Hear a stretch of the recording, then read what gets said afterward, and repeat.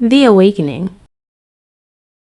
Life type shit. I figured it out. I'm working on putting all of this on paper, and I know that looks crazy. Do not tell me to take my meds. Psychiatrists never fucking prescribed them. Because even from a young age, I knew Big Pharma was fucked. That's just a lie. My mom told me antidepressants would make me gain weight, and she shamed me for it.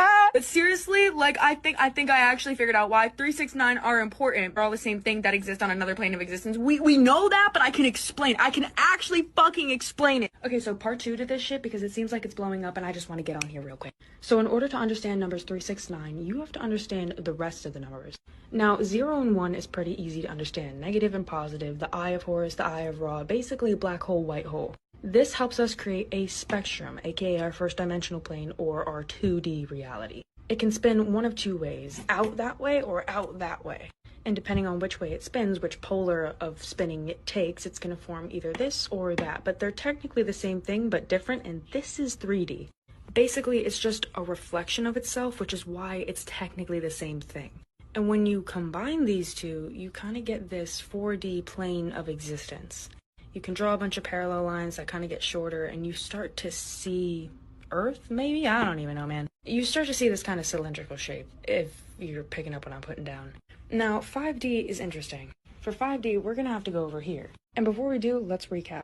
0 is nothing, 1 is everything. Nothing and everything come together and start spinning around like two koi fish swimming together, start synthesizing and eventually solidify and transform into either one of these things, but it's technically the same thing, just being reflected on itself. And this is your 3D, which is why 3 is your first special number, because it's not really something, but it's nothing, but it's everything.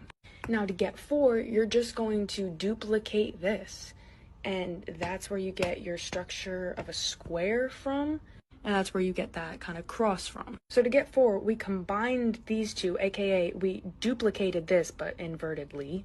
And when you dot these 4 points and connect them together, what do you get? 360-degree square.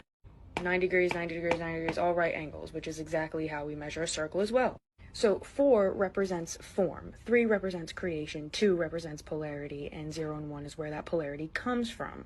You see how this is all building on itself? I have to redo this because this colored in circle should not be there, but that's what this is describing, is how this is all stacking in on itself and getting more and more complex. Now, 5 is life. It's us human beings and also animals, and I think maybe bacteria, like single-celled organisms, multi-celled organisms, and maybe no-celled organisms like viruses and bacteria.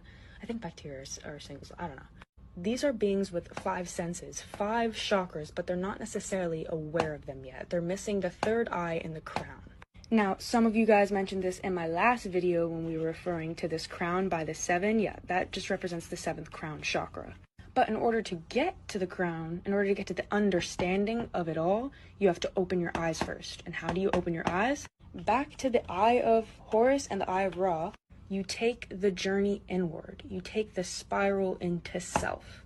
And when you get there, you open your third eye. You're able to see these 5 chakras for what they are and then start understanding them. The only way to understand is through meditation, aka rest, aka